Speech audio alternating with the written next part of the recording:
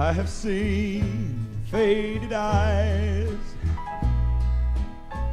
and I've touched the lifeless hand of a precious passing loved one. And it was hard to understand, but the only thought that cheered me and helped to see me through is we'll shake hands in that land where all things are new, where the withered flowers bloom again in the garden of God. We'll stroll together hand in hand where feet have never trod. It's life's greatest promise, and I know it's true. We'll shake hands in that land where all things are new.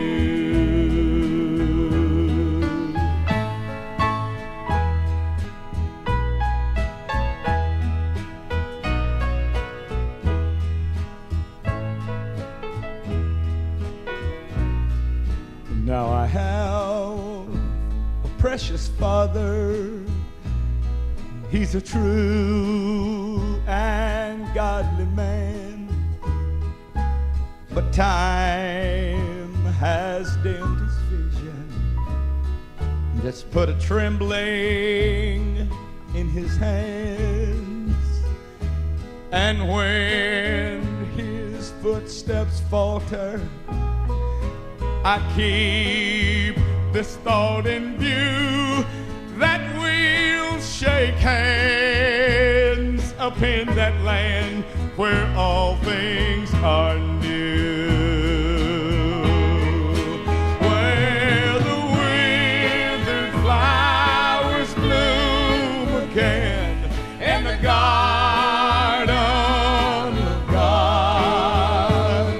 We'll stroll together hand in hand where feet have never trod. We have life's greatest promise, and I know it's true. We'll shake hands in that land where all things are new. We'll shake hands in that land where all things are new.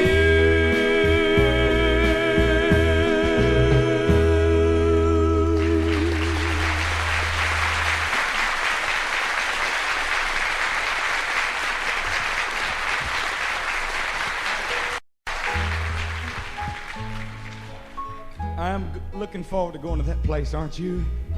Where all things are new. You know, sometimes that's just a little bit hard to imagine. A place where everything is new. Now, every once in a while we might buy a car, a new home, and for a while everything's new, but pretty soon the new wears off. Just as it did with this old world. We're living in a world of such depravity and sin and corruption and disappointments, sorrows. I'm sure there's very few days that goes by where we don't shed a tear over something or other. And that's just the way this whole world is, but my Lord has promised me a better place to come in, where there'll be no more tears, no more sorrows, no more disappointments. The part I like, there'll be no dying over there. You see, I've experienced a little bit of that in my family. My mom died almost 15 years ago. And death and sickness and things of this earth, it's hard for us to accept sometimes. A lot of times we get so wrapped up in our own little world and we feel sorry for ourselves, and it's easy for us to forget what's waiting for us. And whenever I think about that better place that's waiting for me, I just can't hardly stand this old world anymore. Let alone without the sin and the wars and strife that's going around everywhere.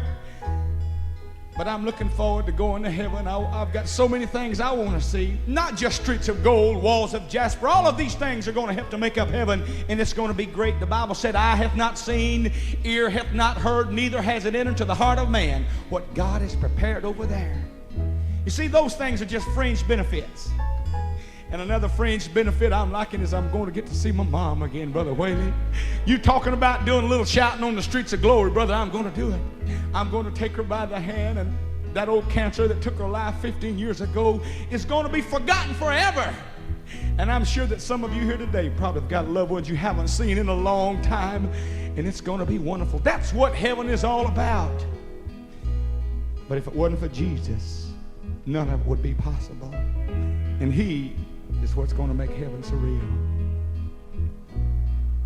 I have seen the faded eyes, and I've touched the lifeless hand of a precious passing loved one. And it was hard to understand. And I'll never forget the day that I got up out of my seat sitting right over here on this bench. Walked down here, say goodbye to my mom for the last time I'd ever see her. As I walked, I saw those sweet, loving hands that I had come to love for 18 years. I saw them folded on her breast, lifeless, and they still look about the same as I remembered them. And I just had to touch her and say goodbye to her. As I reached out and touched those sweet, kind, loving hands, I guess I received the greatest shock I've ever had in my life.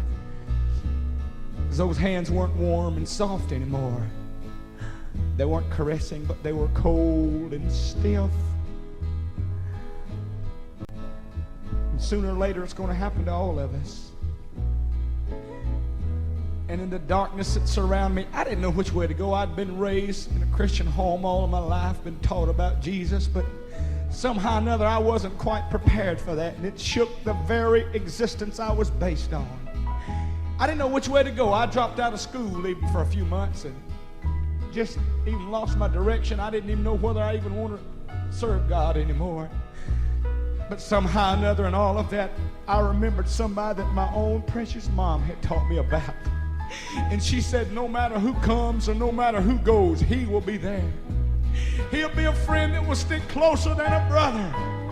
And I found that in that darkness, that was a light that I needed to go on and give me courage to see her once again. Where the withered flowers